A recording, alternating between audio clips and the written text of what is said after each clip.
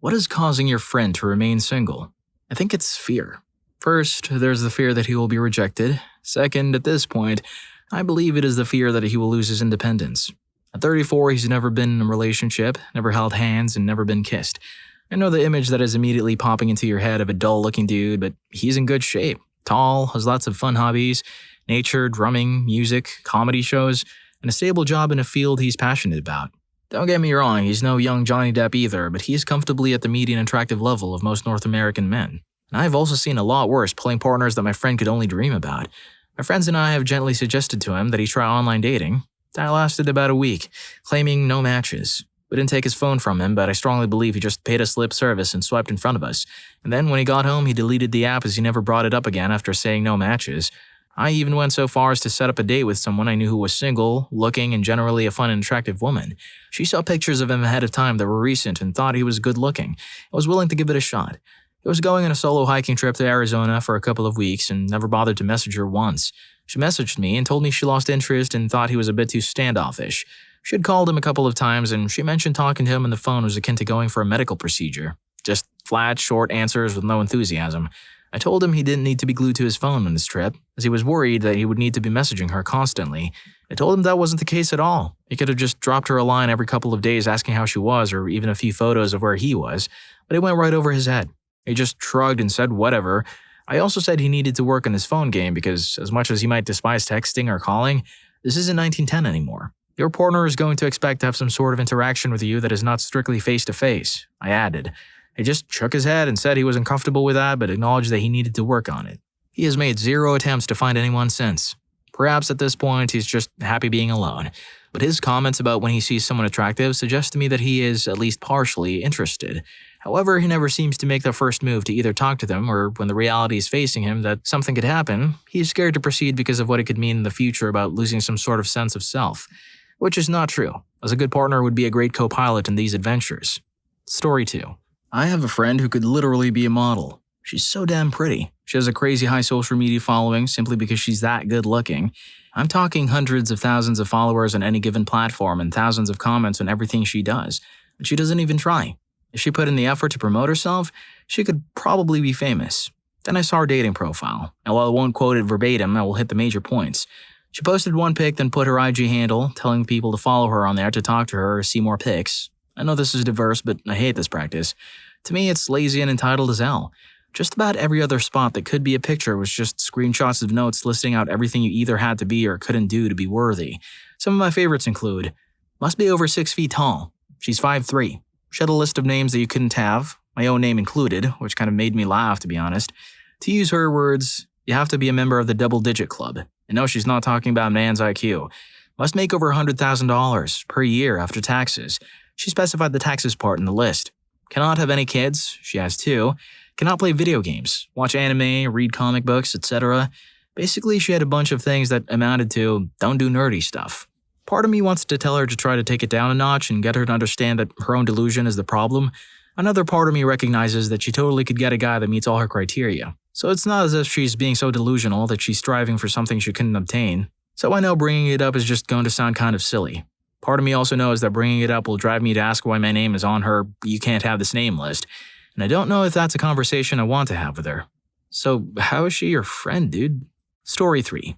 Her untreated mental disorders. She's 27 and lives with her parents, and she just started taking medications. She's resistant to therapy. She doesn't have a source of income and is emotionally and mentally a child. I have BPD, so there's no judgment for me on that. But she has the support and resources at her disposal that other people don't. She literally straight up told her mutual friend, "I don't want help." She makes incompetence an excuse when it comes to household chores. Most of her money, given by her parents, is spent on substances, wigs, and fake lashes. If someone else is willing to foot the bill for a meal, she won't offer to chip in and will take advantage of it, even if she has the money to help. She's currently seeing 4 dudes because her friend ended the relationship with her and needs space. He was paying hundreds of dollars for Ubers, meals, etc. to keep her happy when she would stay with him. When she stayed with him, she'd beg and plead not to leave because she didn't want to go back to her parents' house. When she stayed with me, she tried telling me she was going to extend her stay because no one could help pick her up at the airport due to scheduling conflicts. Her biggest hang-up was navigating the airport and ordering an Uber. I flat out said, "No, I need to get ready to move and I need the space and mental clarity to plan and organize." She then proceeded to wail and hysterically sob for hours until she strong-armed her friend into picking her up and pulling cash out for grass. When she arrived, she sobbed in the Uber because she thought her homecoming would be more special. I haven't really talked to her since. The mental and physical toll it took on me as a single mother with an extra mouth to feed, her, and the person to pick up after her was immense.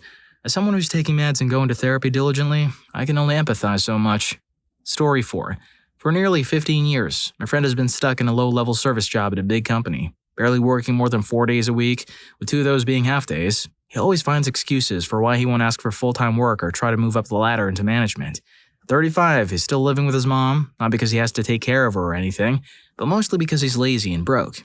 He doesn't seem to have any drive to change his situation. He started 4 different courses over the years but hasn't finished a single one. When it comes to food, forget about it. He's super picky and basically lives on pizza. He's also really judgmental about people who he thinks are dumb or inexperienced in life. And when it comes to relationships, he's got a lot of excuses. He's been on a few first dates, but they never go anywhere, and he always blames the girl for not being interested enough. But honestly, I think they figure him out pretty quickly and decide to move on. I tried talking to him about all this stuff like 10 years ago, but he got really defensive and blew up at me. I still hang out with him sometimes out of pity. I even tried to get him help, but he doesn't take it seriously. He'll go see a therapist, but then he won't listen to anything they say and refuse to take any medication they prescribe for his depression and anxiety. It's like he's stuck in the cycle that he can't break out of. And it all started when a girl ended things about 12 years ago, telling him it was just about relations and nothing more. Story 5. Despite becoming a multimillionaire through stocks and crypto, he needs to work on himself. Lack of hygiene and indulging in substances can only be tolerated for so long and to a certain level. He came to visit me and left a sweat stain on my bed. On the same trip, the dude would buy multiple cigarettes in a single purchase, since every couple of minutes he was lighting them up. Another aspect is actually reducing the amount of toxicity in his life regarding people, family, and the women he's interested in. Large amounts of his time and money, more importantly, his mental health, have been invested in this only to be treated poorly. Every time he's visited, he's said a version of, "Dude, I want this someday," referring to my peaceful home, amazing partner, loving pets, and all the other investments I've put into my place to make it comfortable and enjoyable.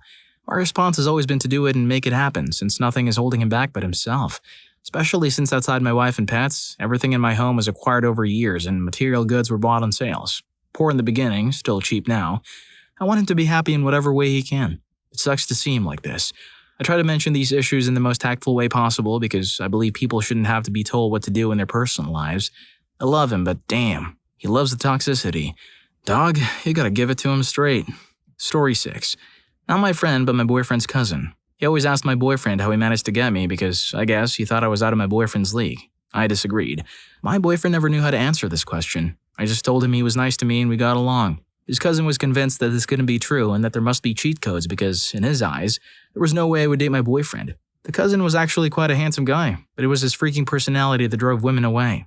My boyfriend told me he matched with beautiful women on Tinder all the time and had gone on quite a few dates, but they never went anywhere. He insisted on using the same handful of hilarious pickup lines. "Is your dad a boxer? Because you're a knockout," was his personal favorite. Juvenile dark humor that would make even a kid edgelord cringe. Went on long tangents about crypto and all his latest get-rich-quick schemes, and just generally acted like these women should be grateful to be on a date with a stud like him.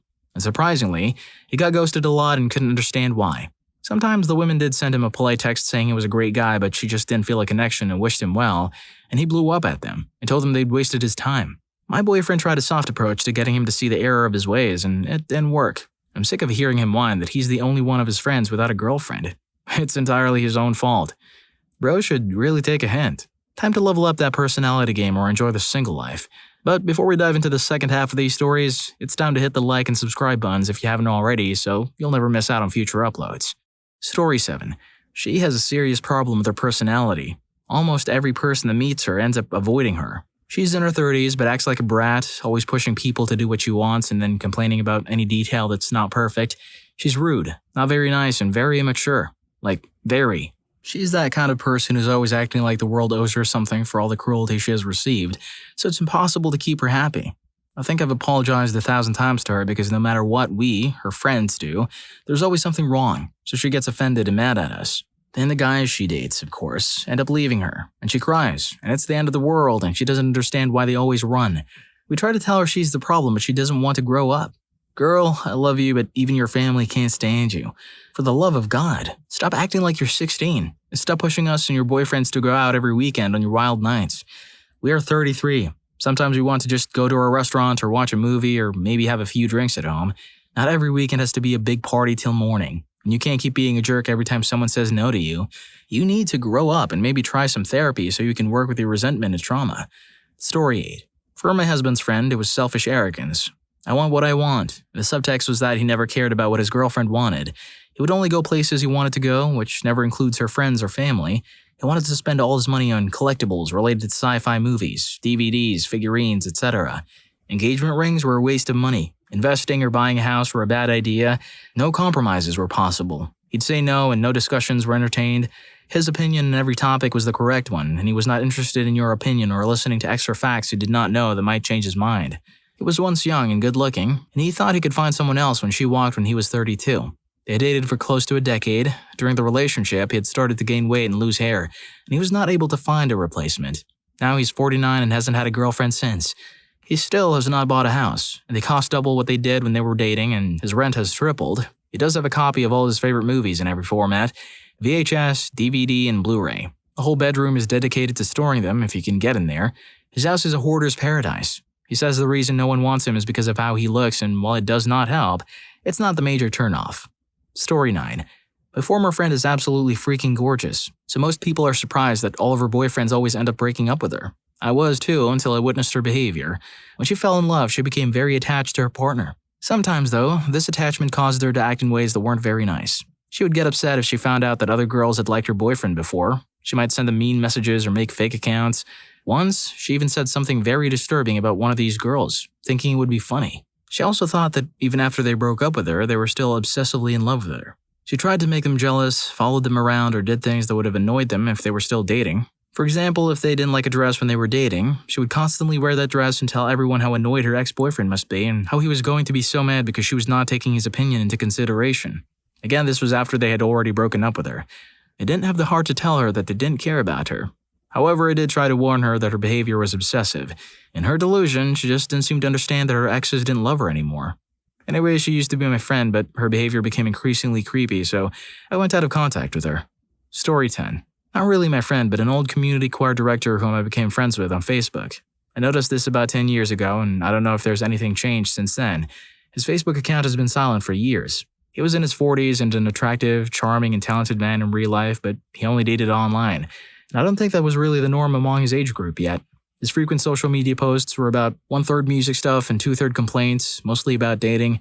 From what I could tell, it sounded like he had a good number of matches. They just never stuck around. He'd post articles that talked about the positive of internet dating and then complain about how they were all wrong. Complain about specific women he dated. Granted, he wouldn't name names, his job, coworkers, you name it. He complained about it. So basically he used Facebook like Reddit, except Facebook isn't anonymous so you could easily see it's him.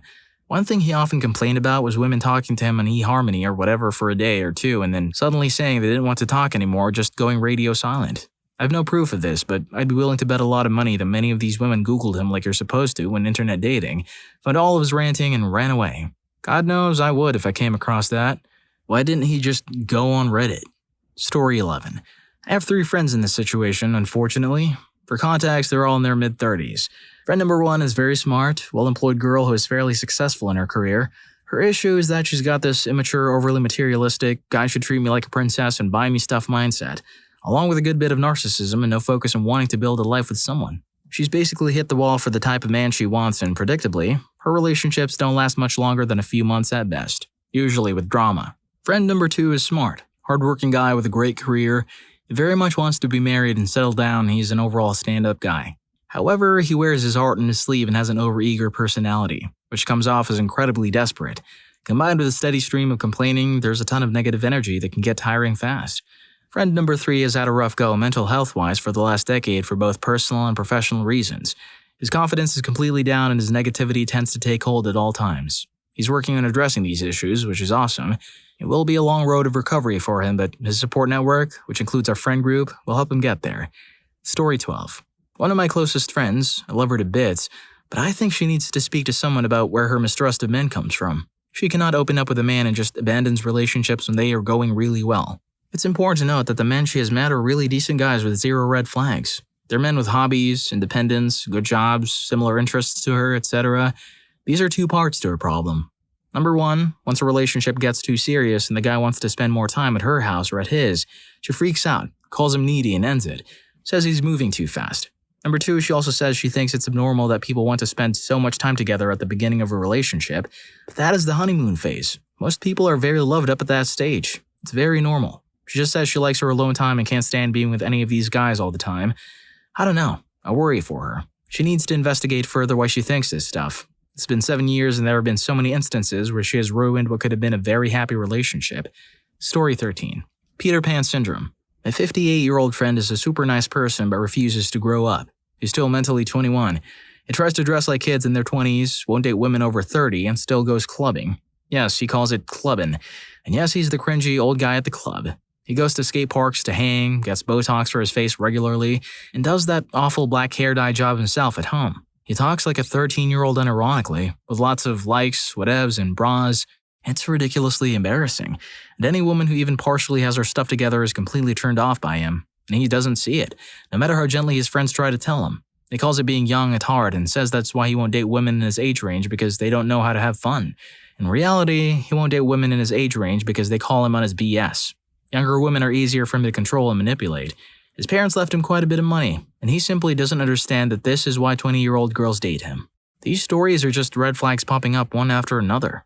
Speaking of red flags, there's more over on what stopped you from going out on a second date with someone. Story 2 is a disaster. See you there.